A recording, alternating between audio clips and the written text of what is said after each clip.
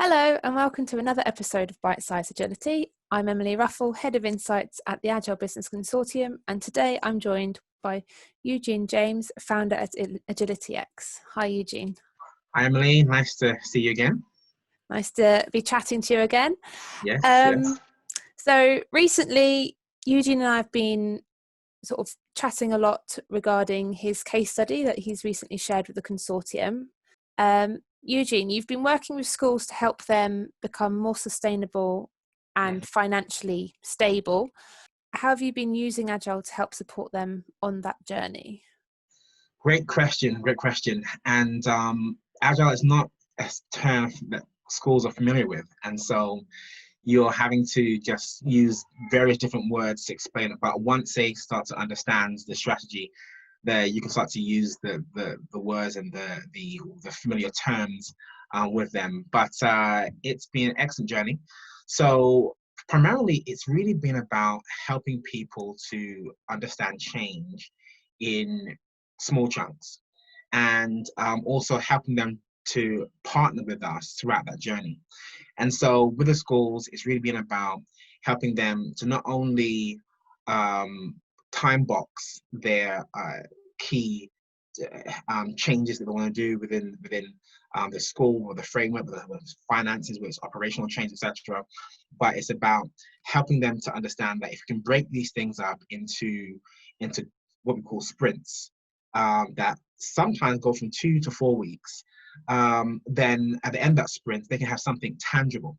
And so what most schools be more accustomed to is saying this is a 6 months or 1 year project, and at the end of that, we'll have X. Whereas we're saying, look, we want to get value quickly. And especially with the organizations where you have to spend out quite a bit of money, we're helping them to realize value much faster. And that's there, after them working with us, are doing a great plan with them, obviously for 6 months, etc. But in that 6 months, saying these are things that we want to fulfill for you, and then working with them every couple of weeks to deliver something that's tangible for them to feed into. And if they want to tweak it, now they're seeing the results of it, we'll then allow them to have that level of flexibility to continuously make those updates, but recognize that we need to be able to achieve this within 2 to 4 weeks.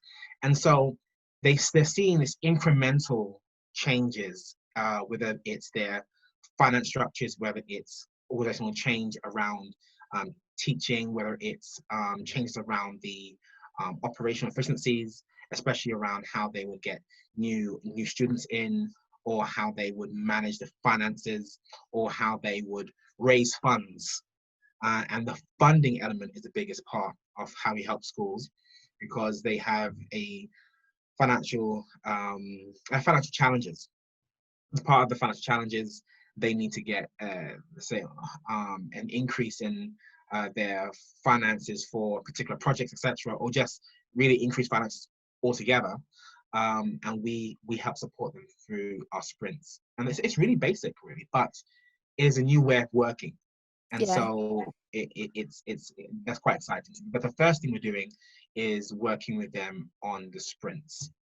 So it's that mindset change that they've got to get they've got to get round if they're working in sort of much shorter increments and sprints compared to sort of saying like a year-long plan. And that's the main thing. And so they have to engage in a plan that gives them results monthly. It's a big deal.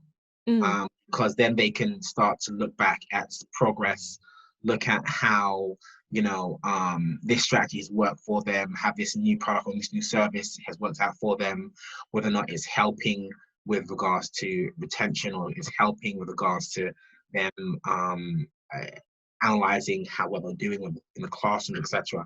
So yeah, 100%. So what's unique about your offering to private schools to help them on their financial transformation strategy? So the main thing is that it is a self-funding strategy, first of all. And that's us helping them to fundraise and to get major support from across the complete scale of, from parents to businesses to, feeding the need. And one of the big things we do is we find a big need in the community or in the world in which parents as well as sponsors, etc., would feed into. And these fundraisers will be about trying to feed that need.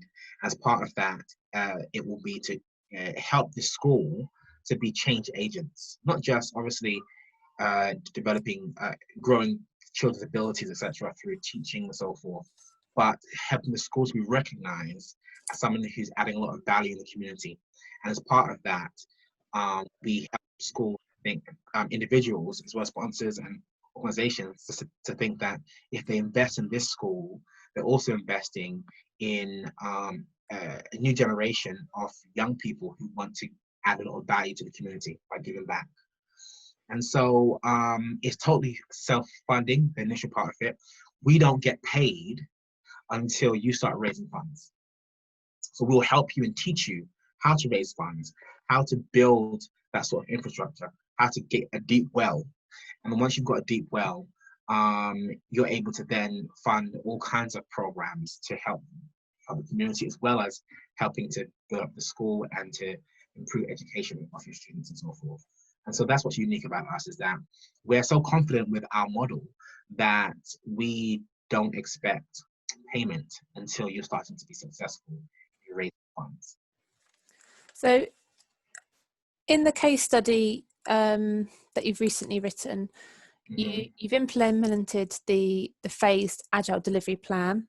Yes. And obviously you've just mentioned you're confident in the strategy. Would you like to explain how this enabled the school to embrace agile and also onboard and upskill new team members? I guess that's part of the mindset change. Yeah, so as part of the plan, there is training. As part of that training, it is really helping them to not only be better teachers, but also ensuring that they have the right team structure. So obviously within Agile, it's really about, having a collaborative approach and having a squad that is focused enough to get the job done. They know what they're doing. They all have their key roles. And as part of that, you have to make sure you're hiring the right people. And so we have a structure of what kind of makeup the team should have. And then that goes across, obviously, not just teachers, but for the growth that you need in the school, there's quite a few roles that you have to engage in. So it's not just, if you think about a business, you need quite a few roles to help the business to run. And so like a school, it's not just teachers that help a school to run well. And so part of the strategy is really looking across the whole board. So you've got people involved in governance, strategy planning, you've got revenue and funding, you've got operations, you've got discipleship, you've got academics, technology, human resources, you've got sales, etc. And as part of all those there's different groups and so forth. As part of the Agile strategy, it's about pulling the right team together and then producing results on a monthly basis, and then having key milestones whereby you would check back to see with the strategy that we kicked off with your board members, the governors, are we on track still? Is this what you expected? And then it's sort of they're able to experience that sort of what we call sort of retrospectives, whereby they're able to look at what's been produced. Did we do it good enough? Is what we wanted? If not, where we change things and so forth, and we move forward to the next sprint. And so that strategy is what we would sell into an organization, and then help train them up to be able to run their projects in a kind of agile way. And so even though they're not trained Scrum Masters and so forth, but they have enough support from us in the organization to be able to run it themselves, and then we'll be there as facilitators. And so as part of that, it will be, let's say it's financial planning or it's revenue and funding. It's really helping them with that strategy, helping them to know how to use their buildings or how to use their resources in a way to generate additional income. And then we would train them and work with them alongside them. So they don't have to be revenue generators, but as part of our strategy, we'll train them and then help them to be that way. And then monthly have targets that they can meet, and then check on that every month with them, work with them, and do retrospectives, etc., until they've got such a cycle that they don't need us anymore. And the key thing about our strategy is that we try to do ourselves out the job. So we work with them in such a way that after a while, we're not needed. Yeah. So what top tips would you give someone who wants to implement an agile strategy and delivery plan? Because obviously you've got lots going on, but what would be your top Yeah, tip? so I think top tip, so let me think now. I would say key thing is to focus on business need. Big deal, because understanding the business is crucial. It doesn't matter if it's your first time going in a particular field, but having a good understanding of the business or getting a team in to partner with you, have a very good understanding of the business. Secondly, it has to be collaborative. The school has to own it. It can't be something as a consultant you come in, you do to them. Something that whereby you're doing with them. And then it's the big deal is as part of that collaboration is a handoff whereby the model is what we call an empowerment model, whereby it's I do, you watch. I do, you help. You do, I help you. You do, I watch you, and then I can back away because actually you complete that model and we're confident that you can continue on. The other one would be, never compromising on quality is a big deal. It's a big principle as well, because the end result is very important. As a consultant, obviously you're working with these schools and they want to see results, and that results need to be high quality, so it's very important. And I think the communicating continuously is really key because, as I say, as this is a new way of working, there is a level of confidence that needs to be built up. And so letting them be part of the process and communicating the progress, etc., is very important to ensure that they, even if things are slower 1 month, they understand why, they understand what the issues or challenges are, and they're working with you with it. So those would be my top three. I probably can go more, but those are my top three with a customer, especially with implementing Agile. It's really important that you focus on business needs, you collaborate, don't compromise on quality and communicate. Okay. Those would be my top 4 tips around Agile. Obviously, there is a need to have some Agile skill sets within your own team, but that's given if you're trying to do an Agile strategy in an organization.